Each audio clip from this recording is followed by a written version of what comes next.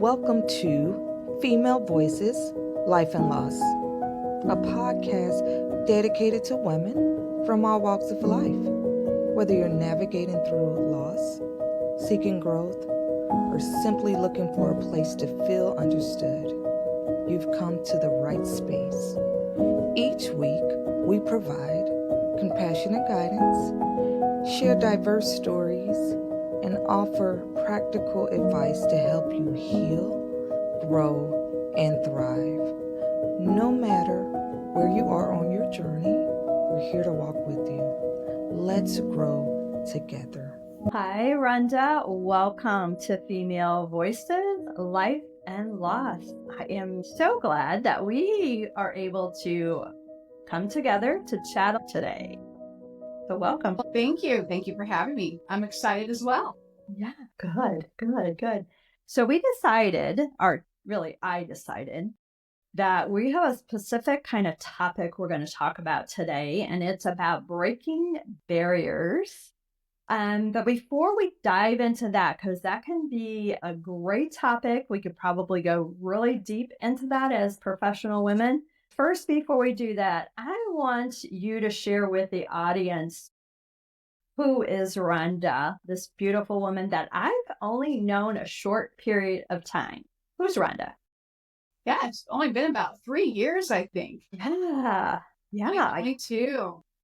Oh, that's right. Yes. Well, who am I? I like to say I am your partner for fun. I'm your partner for empowerment. I'm your partner for just, broadening and creating connection. That's kind of who I am. Okay. I am a wife. We're actually celebrating 30 years. Our 30-year wedding anniversary is coming up shortly. And so I'm very excited about that. I love all my friends and being able to be that fun partner with them, and also just how we can grow and help each other grow. And I like to empower anyone who really interacts with me. I love to empower my clients, my colleagues. Just the overall theme is, how can I add value to the conversation? How can I empower somebody? How can I help somebody? I'm always coming from a place of, how can I help the person I'm talking with? I love that. And I'm going to pull a little more into this. So you said a partner in, I think you said in fun. So what is fun? What does that mean? Well, I am a recovering 5K. For many years, I really enjoyed 5K races. If you would have told me that when I was in school, where you remember where we had to take in gym class, you had to sprint and do all those runs and things like that, I hated that. However, as an adult, got introduced to the world of 5Ks, and we started walking them. We started walking with friends. And it really is a lot of fun because you're walking, you're talking, you're not really realizing all that you're doing to complete that 5K. And then I love the swag and I love the medals and things like that. So for me, fun is all in the eyes of the beholder. So that's a lot of fun because the adrenaline is there, the conversation is there, the swag and the party afterwards is there. Another part of fun is we have a place at Lake of the Ozarks. So that's a lot of fun, just to go down to the lake and be with friends. Everyone's like a potluck dinner, and we're swimming and we're floating and we're boating and we're just enjoying the beauty of the sunsets and laughing and playing games. And it's just around embracing being in the moment and having some good laughs with those that you surround yourself with. So that's another part of fun that I like to do. And I like in the crafts, using that other side of the brain. For years, I've made homemade cards, stamping, you make cards. Oh, yeah. And so for fun, over the past, 8 or 9 years, I volunteer at a nonprofit that provides programming for cancer survivors. And so once a quarter, we bring all of our supplies, my girlfriend and I, in for the night, and we just help them make stamp different cards for birthdays and holidays and things like that. But for me, the fun is the laughter of the women who are there, who are going through so much as a cancer survivor, and they just forget about all that and have fun and laugh throughout all this. So I guess the common theme for me of having fun is laughter. Yeah, I love that. And relationships, I can see that in everything you talked about other people and doing fun with other people. So I love that. I totally love that. When we're not recording, because I definitely want to hear more about all those things. They're intriguing. I could picture them, kind of almost like laughing with you when you're describing them. So awesome, wonderful things. Sure. So what we decided today is we're going to talk about breaking barriers. And you've done this. I went to your website, looked at it a little bit, and we've talked, because we've known each other for a couple of years, that you were in a career, corporate, if that's correct, for quite a long time, and then broke away from that. And there were a lot of breaking barriers and doing that. So I would love for you to share a little bit about that, where you were, where you went, kind of where those barriers were. And of course, on this podcast, we talk about loss. And this is going to be probably during this episode, not necessarily loss of a person, but other losses you've experienced. So share a little bit about that corporate and then barriers as you move through to what you're doing now. Sure. Well, I like to say I'm a recovering auditor. I have 30 years of corporate experience in internal audit, risk management, and compliance. So, yeah. So, hey, That's awesome. So what I like to joke around with people is, in other words, I told people what they were doing wrong nicely for 30 years, because with internal audit, that's all around process improvement. And when it comes to risk management and compliance, there's certain things that businesses and operations have to do, and there's a reason behind that.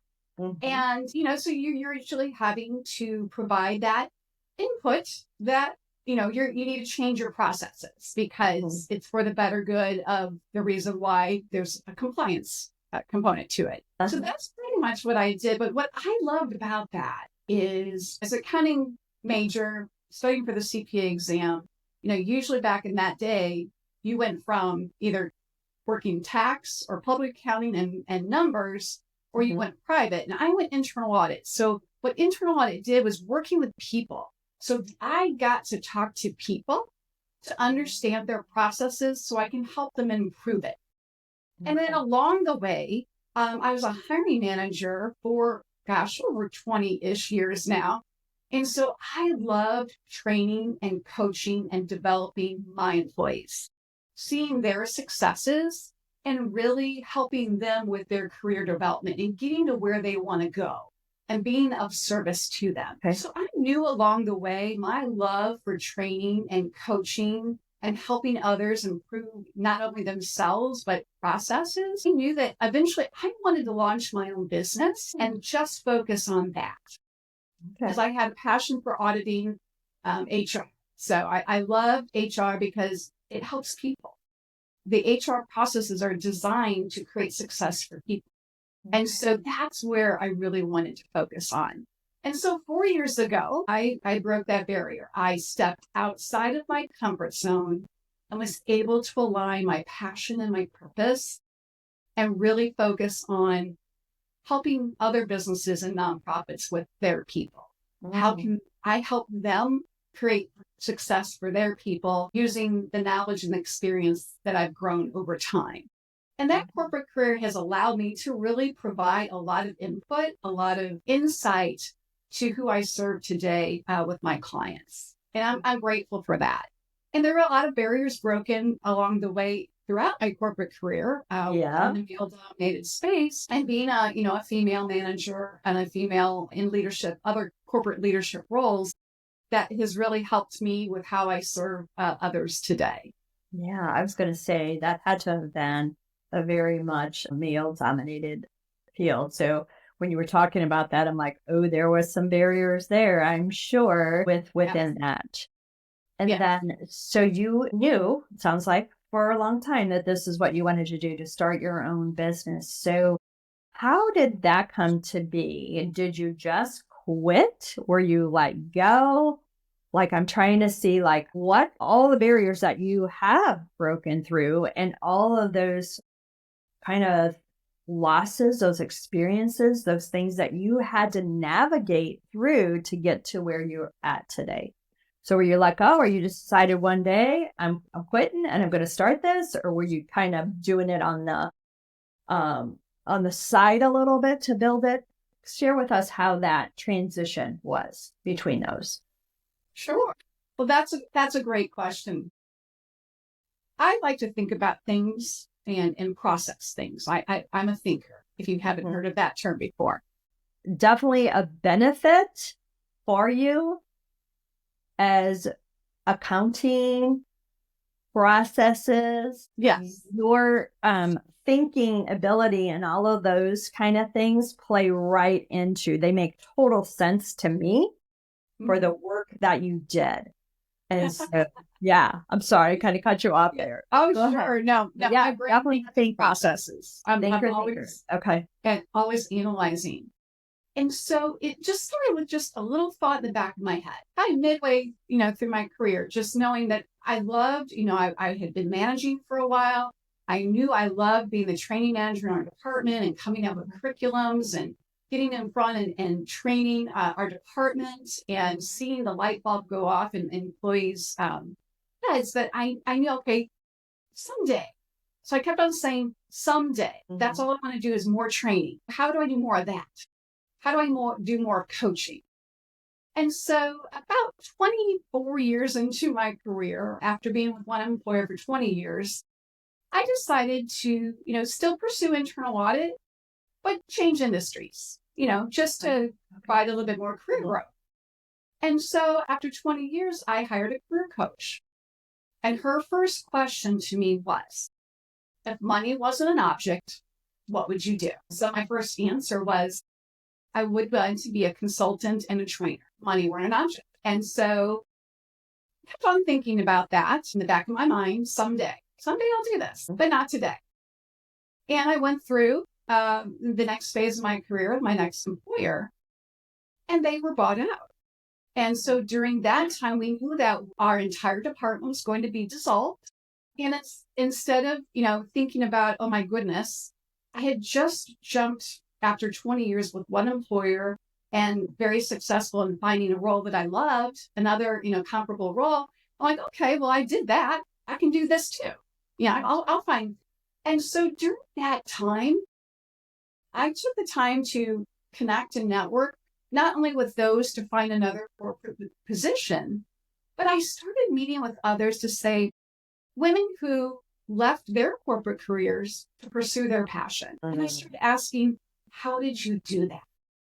And I started gathering that information, not knowing when I was going to use it, but just knowing, okay, there are women out there that are in that same place. They want to do something different. They have how to do that, how to break through that barrier to do that. Because at the time, with our marriage, my husband's career path and career choice, we knew that my salary was going to be the primary income in our family. And so that money situation and the insurance and all that, I'm like, gosh, if I launch my own business now, I'd be leaving a consistent salary and insurance. And so I was thinking that the things that were holding me back at the time went back to that original question from my career coach. If money weren't an object, what would you do?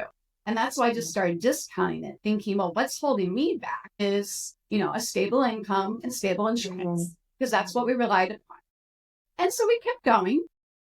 And the more I just started seeing everywhere I went, aligning your passion and your purpose. That was the message I was seeing with any trainings I went to, conversation I'm having.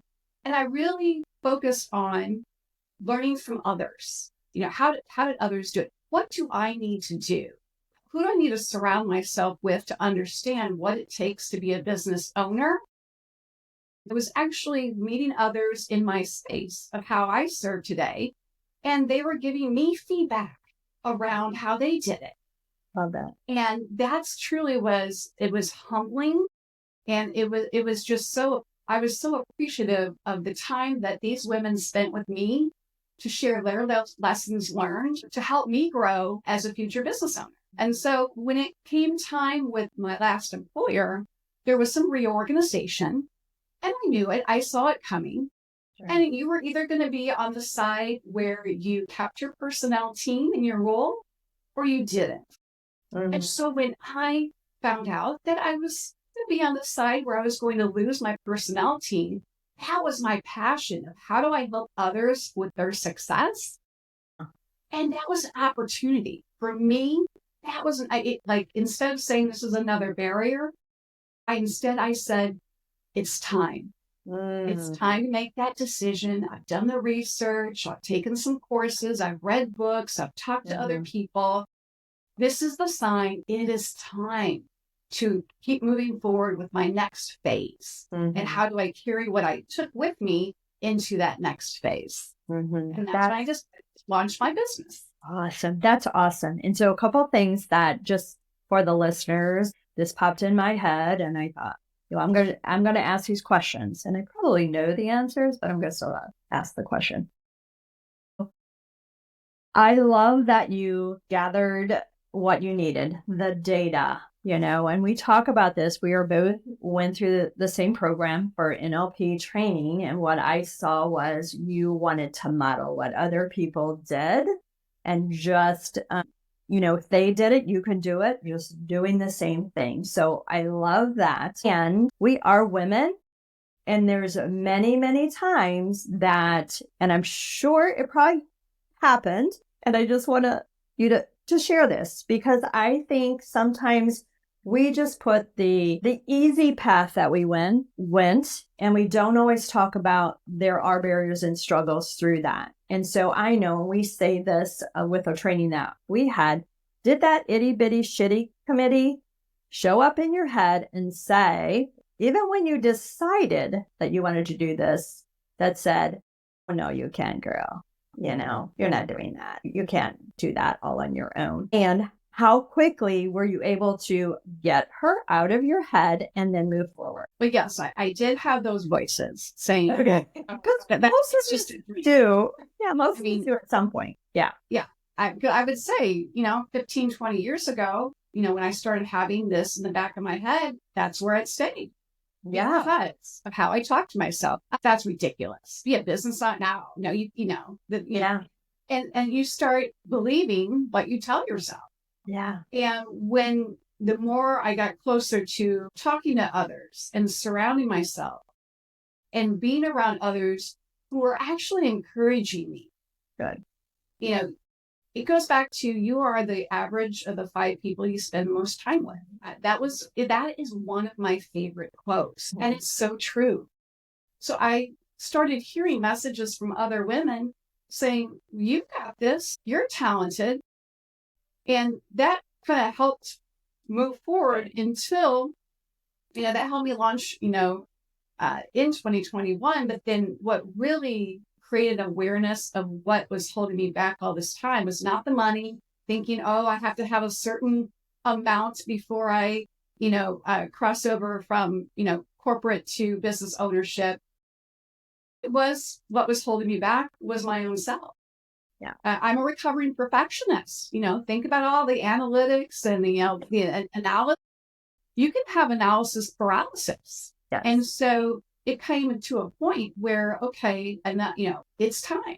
You have to go with your heart and go with your gut, and not necessarily what your mind is, that you're telling yourself of, you're not ready yet. You need to do more research. This needs to be perfect before we move on. And that's a big barrier that I broke through and learned more of through the NLP program after I launched my business, which then it continues to help me move through this roller coaster of business ownership, that it's not failure, it's only feedback. And we learn, and that's how we grow. And it doesn't have to be perfect, the perfect situation, the perfect time of life.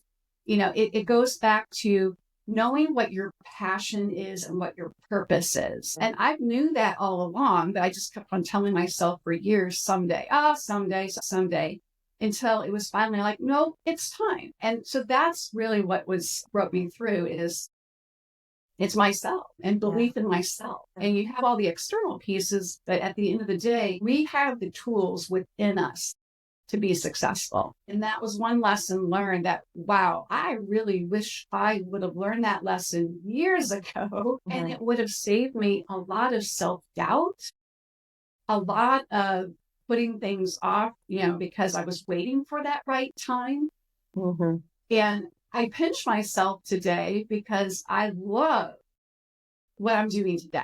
And I love how I'm helping others and moving this forward. And by sharing, I want to play it forward. I had women in my life, I don't even know how many years now, around 2018, that encouraged me and mentored me and shared their stories with me. And now I get to play it forward. A lot of women I speak with, they're not really interested in what I'm doing, which, it was more of, how did you do this?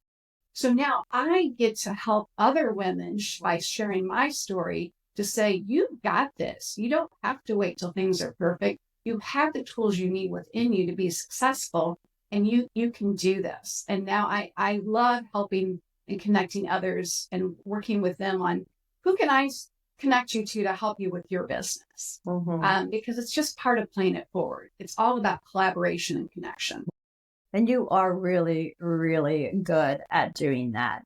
I just pulled, I don't know if when people are watching this, I just pulled a sticky off of my other screen because you mentioned the 5 people that you surround yourself. And I always have this in front of me. And the 5 people, and I heard this, and it's probably the same. Several people have said this before, but it specifically says who those 5 people should be. And it says 1 should be a cheerleader. Someone is constantly encouraging you. You need a mentor that keeps you pointed in the right direction. A coach that, it says here, makes you uncomfortable. So questions those things with you. A peer. So someone that can help you right alongside of you that's kind of in the same industry as you. And then a friend. That true friend that you can connect with heart to heart and share maybe those difficult times, but also those huge wins. So yeah, those 5 people, I've got cheerleader, mentor, coach, peer, and friend.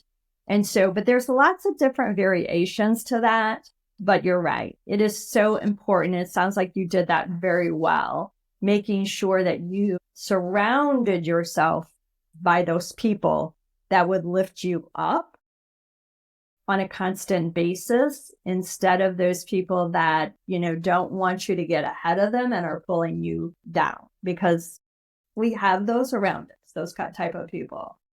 So I love that you said that. And I love that it sounds like it was perfect. That all of those people were always encouraging and supporting you. And I love that you're paying that forward. Because I think Absolutely. A lot of times, especially in corporate, is like we don't want to work with others because they're going to get ahead. There's a huge shift in that, I think, especially with women, to really support and help each other. Would you agree with that? Absolutely. Because you just don't, well, first of all, it fills my cup. Like, to know that I've helped somebody else create impact. My word for the year is impact. How can I create impact for others? Yeah, in the corporate space, it is hard, sometimes to align yourself with those who have that same type of mindset. That, we're here for collaboration and support and lifting, and that at the end of the day, everyone's going to grow.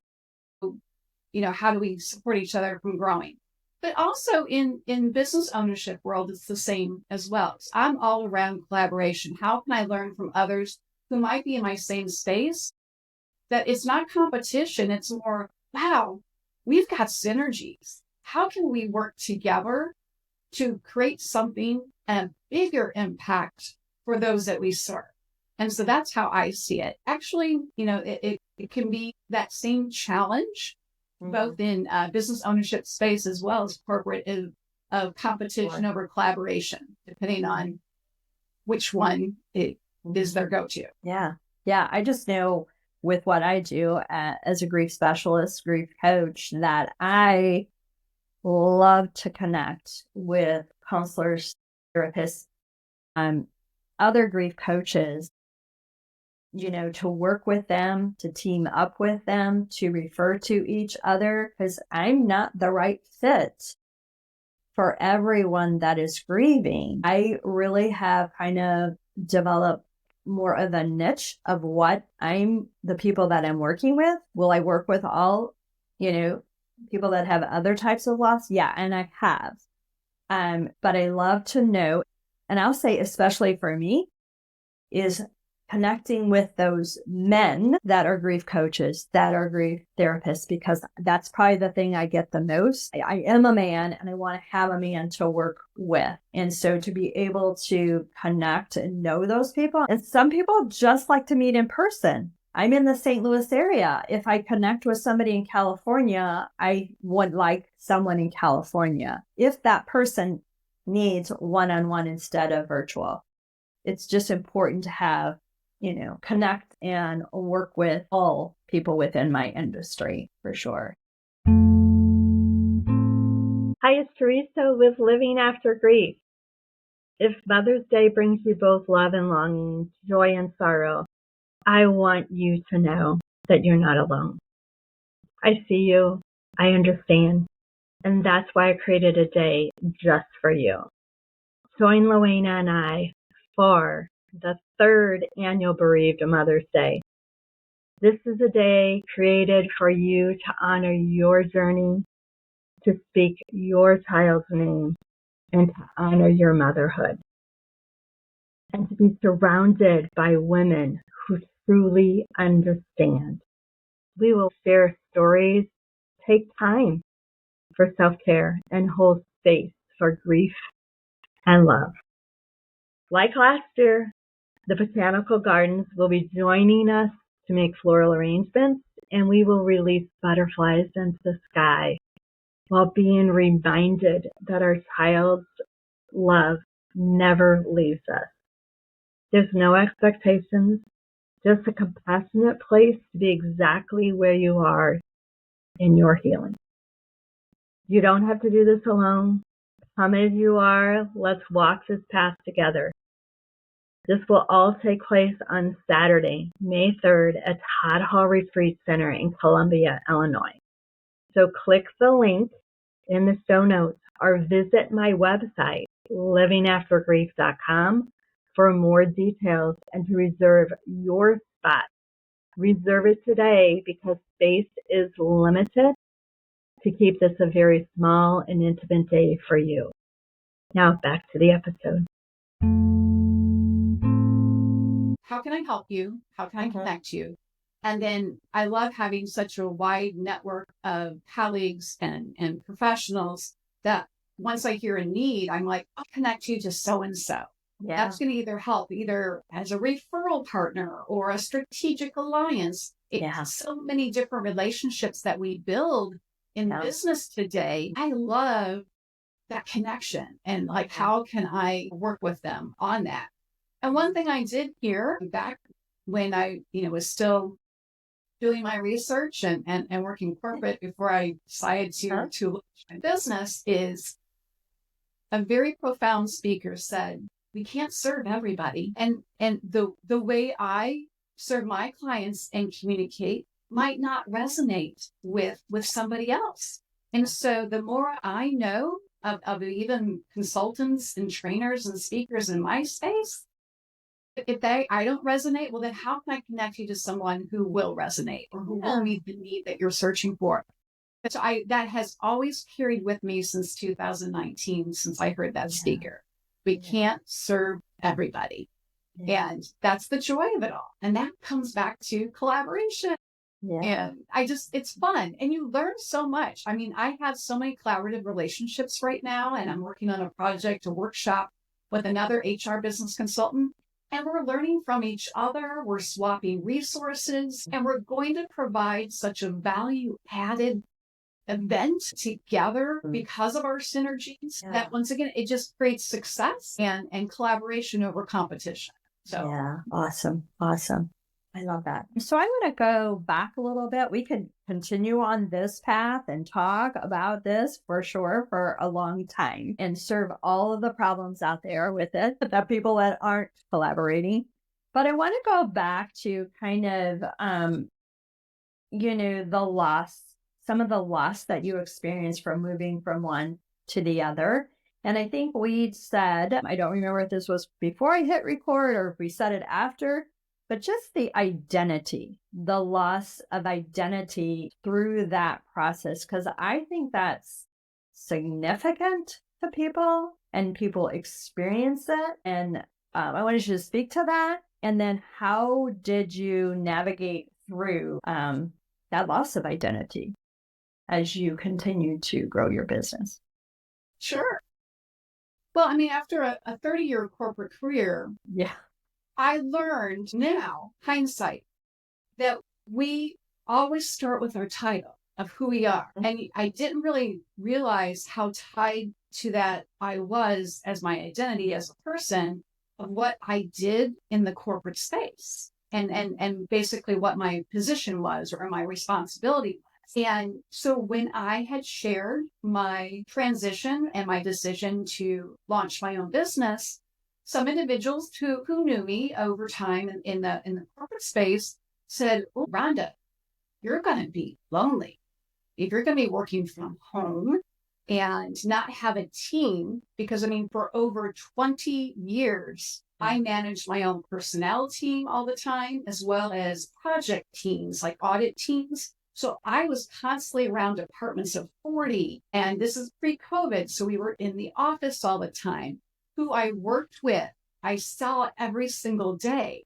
So they're like, they know. And like you had mentioned, I'm a people person. I like fun. I like interaction. Yeah. They're like, wow, you're going to go from interacting with your team every single day, face to face, to working from home.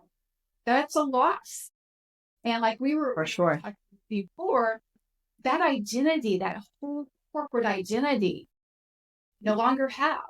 And I remember my last day, and saying goodbye to everyone virtually because it was during COVID. And then that next day I woke up, I'm like, wow, there is a loss to your identity. And now coming into, I'm a business owner.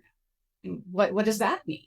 And who do I serve? And how do I describe myself? And, it was easier when I worked in corporate to do that. So really coming into, reflection of, well, who am I? And how do I describe what I do? Yeah. Not always relying so much on what I used to do versus what I do today, because I'm 4 years in. And so, and I caught myself earlier on to say, well, I only have 30 years of experience. Like, oh, no, it's still going. I have experience. It's just a different kind of experience. So transitioning and releasing that loss and that sense of loss of being around people and your title and what you've done for the past 30 years to create a whole new outlook and perspective of what I'm doing today, but was a transition. And I started with, how do I continue to have interaction with others? And so joining business communities, joining networking events, going and creating community. So I'm very involved with different organizations that are wonderful. I've developed so many wonderful business and personal relationships through these communities and these organizations where you don't have to be alone. Now, on the flip side, as a business owner and networking, you can go to events every day, all day, and be around as many as people, but that might not serve as well and be as beneficial. But I worked towards, how do I build community in my new space and releasing, what was I used to do, and now embracing what the new environment, a new community. And it's been wonderful. I really enjoy all the business relationships that I've built over the time of being an owner now. And, it's just really, that is my business family. I have a new business family now, and it's through some of the business groups that I'm in. They are my business community. And that's one way. And then the other piece is the clients that I serve, the owners that I work with, the businesses that I work with. Now I'm helping the owners and those businesses create success for their people. And that transitions into, I'm still helping with others' career growth because I'm giving leaders the tools they need to help their employees grow. And that creates a whole new environment and a whole new role that didn't exist before that I was transitioning into. So that's a couple of the tools I did. Yeah. And regain, I'm going to say regain and re-identify what that identity is now from what it was. And I've just heard this, and you can speak to this. People that have never been more so in a business, I shouldn't say that, a business owner, business professional, that business comes from referrals, I'll say, that has never networked with other people, when they switch to that type of thing from being in corporate or those type of things. And I'm just going to say like maybe the medical field, like was a nurse and, they had their people, but now they're transitioning to something, on their own, doing health and wellness or something. That is quite a transition. If you've not experienced networking, that's a little scary. To go from having no concept that it even exists, that there's these groups of people that come together to meet each other, to collaborate, to build relationships, to build this group. Were you networking at all before you started your business? How was that to me, that could be, and I've heard from others that is one of the, not the only one, very difficult thing, is to going from never networking to this whole new world.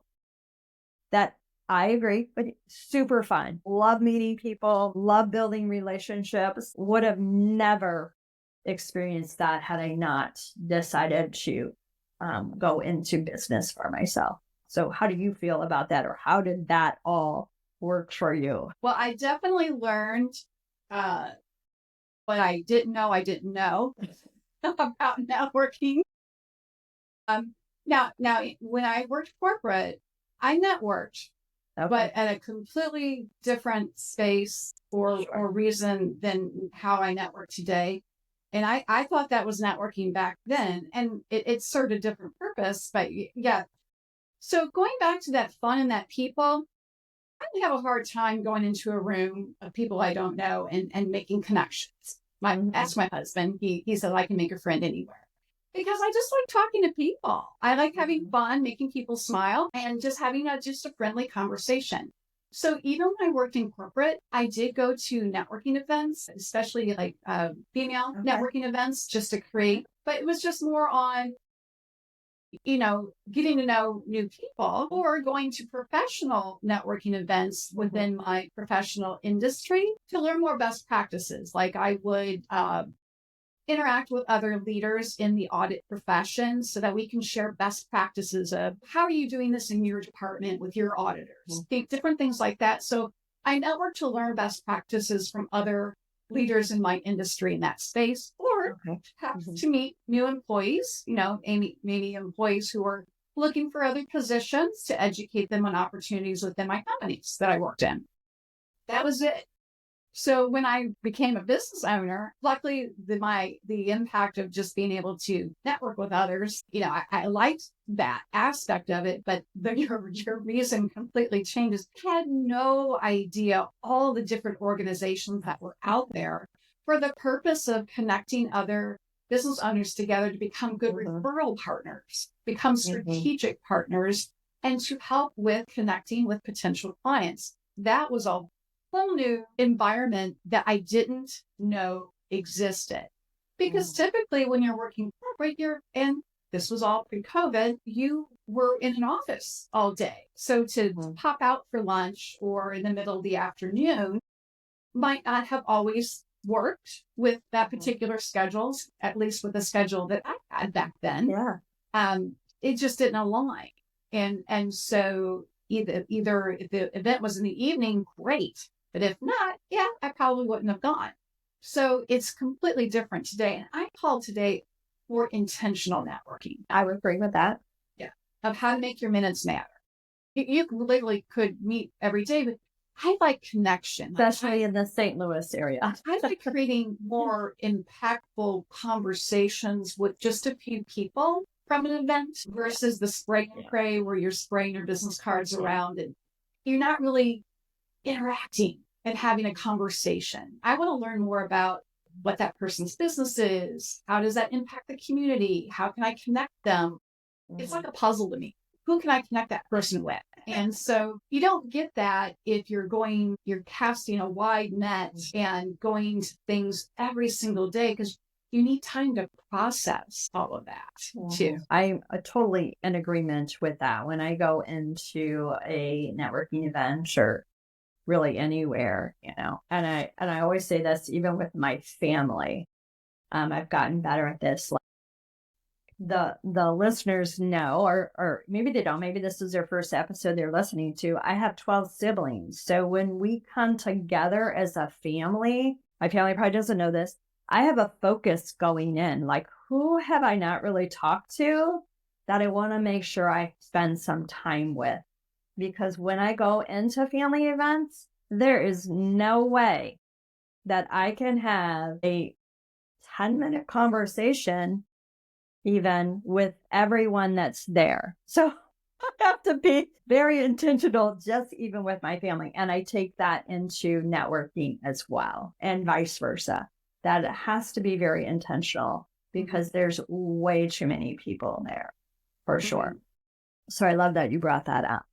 So as we kind of wind this up and our episode, we could talk, I know, for a very, very long period of time.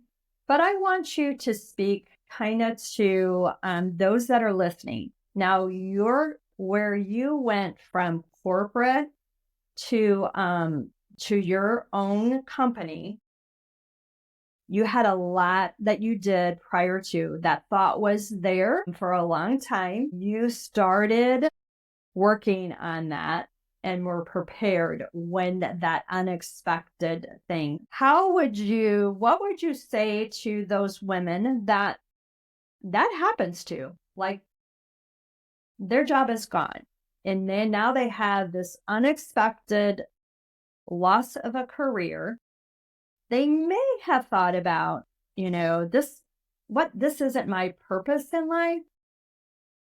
What would you say to them, both personally and professionally, when that kind of thing happens, that setback, that major life change happens? What would you say to them? How would you support them? Is there anything that you would encourage them in or direct them? I mean, you've said some things already, so really this is tying it all up.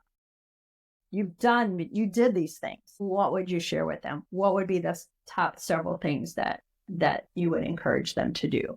First, second, third, whatever that is. Personally, I would say take a deep breath and listen to yourself. And listen to what's calling you. What is your passion?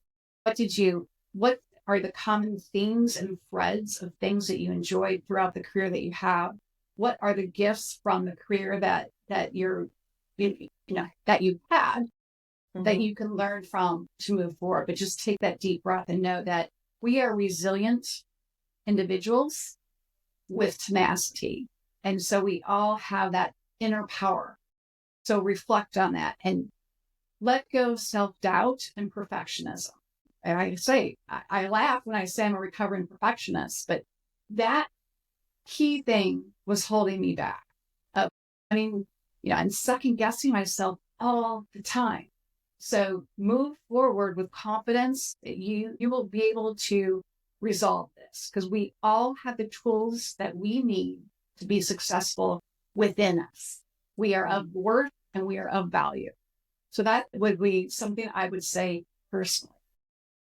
And professionally, take all of the learnings that you have from your career and identify how to move forward with that. And it goes back to my favorite quote, that we are the average of the 5 people we surround ourselves with. So surround yourself with people who are going to encourage you. They're going to be a resource for you and help connect you. Be clear on what you want to be connected to. And that goes back to your passion and your passion around your purpose. And then lean on those in your group, your circle of influence, I call it, to help connect you and they be that resource for you and your mentor and that cheerleader, because it is a roller coaster in life. And we're going to have downs just as many times as we were up at the highest points of that hill. And that's okay. It's going to happen, but we always reserve the right to grow smarter and move forward with what we've got. And it's not failure. It's only feedback as we grow. So hopefully that sums it all up. Yeah, I love that. Perfect. I just want to reiterate a couple of those things. The very first one is super important, is to take a deep breath and don't feel that you have to rush into something. And maybe you feel that because of the financial piece of that, but there is time to still take a deep breath for a short period of time. I know when I experienced the loss of a job, I mean, it really weighs on you, your self-confidence. I think almost everyone, that self-confidence drops, that identity is like, okay, now what am I going to do? Who am I? And so the quicker though that you can process that and move from that, the better off you're going to be. Yeah. But a day or two, okay, just be in it and then move forward. Well, going back to after I had left a 20-year career with my one employer on my own accord and wanted to move to a different industry. And then, a year later, it was bought out and our entire department was dissolved. I was 7 months in transition. And I mean, 7 months is a long time to have anything associated with you. I mean, I went without an identity for 7 months while I was looking for another corporate position. But I used that time. That was the time I used to talk with other women, with your circle of influence again, to learn from them. Okay, tell me your story. How did you get where you're at as a business owner? How did you leave corporate? How did you do this? And really absorb from those women who can be your mentor and you're a place of resource for you in your circle of influence. And yes, there were days where you get up going, oh, here we go again, and waiting on this interview, waiting on this. And you can really start talking to yourself negatively again and doubting yourself. I must suck, things like that. So you've got to get over that. You wouldn't talk to your girlfriend the way you would talk to yourself. So think about it that way is if your girlfriend was looking for a job and was in transition after 3 months and was still looking, would you talk to your girlfriend the way you talk to yourself about that same situation? So it's be kind to yourself while you're taking it all in. Yeah, I love that.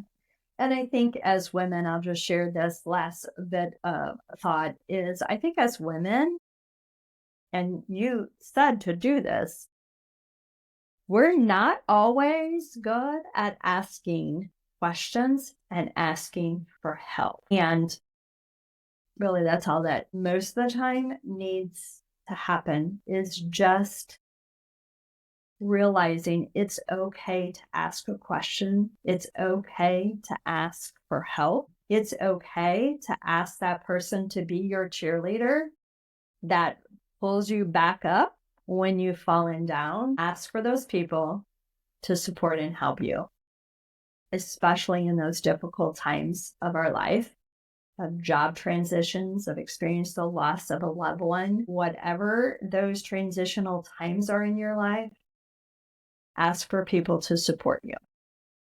Absolutely. So Anything real quick? Anything else that you'd like to share with the listeners before we close, or did we kind of wrap it all in there pretty good?